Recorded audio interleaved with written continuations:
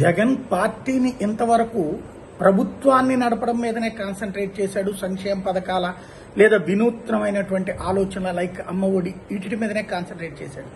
కానీ పార్టీలో క్రమశిక్షణ అన్నటువంటి పాయింట్ మర్చిపోయాడు. ఎవరో ఉంటారు, వాళ్ళ క్రమశిక్షణ ఎట్లా ఉంటుందంటే ఒక ప్రస్తుతం శ్రీకాకుళం జిల్లా నుంచి కనబడేటటువంటి వ్యక్తి దగ్గర నుంచి చూస్తే నోటి దురుసుతో మాట్లాడేటటువంటి వాళ్ళ దాకా ఉంటుంది. బట్ తెలుగుదేశం పార్టీలో ఉన్నట్టు క్రమశిక్షణ విభాగం అనేది ఉండదు.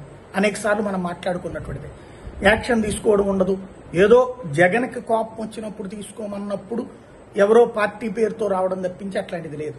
ఇప్పుడు పార్టీని సంస్థాగత నిర్మాణం వైపుకి తీసుకెళ్తున్నాడు అన్నటువంటిది మాటలు విన్నాం కానీ చేతల్లో లేదా అంటున్నటువంటి సందర్భంలో మొట్టమొదటిసారి ఒక కీలకమైనటువంటి నిర్ణయం తీసుకున్నారు. అది క్రమశిక్షణా సంఘం అన్నటువంటిది సంపూర్ణంగా ఏర్పాటు చేయడం.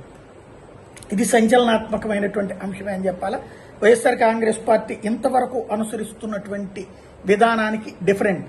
అయితే వీళ్ళు ఆచరణలో అలా చేస్తారో లేదో ప్రజలు చూస్తారు. చైర్మన్ గా శెట్టిపల్లి రఘురామరెడ్డి, మెంబర్గా శ్రీమతి రెడ్డి శాంతి, మరో మెంబర్గా తానేటి వనిత, కైలే అనిల్ కుమార్, విశ్వేశ్వరరెడ్డి, ఈ 5గురితో కూడిన క్రమశిక్షణ సంఘం ఏర్పాటు చేశారు. ఇక పైన పార్టీలో క్రమశిక్షణ తప్పేటటువంటి వాళ్ళకి సంబంధించి ఈ క్రమశిక్షణ సంఘం ముందుకు వస్తుంది.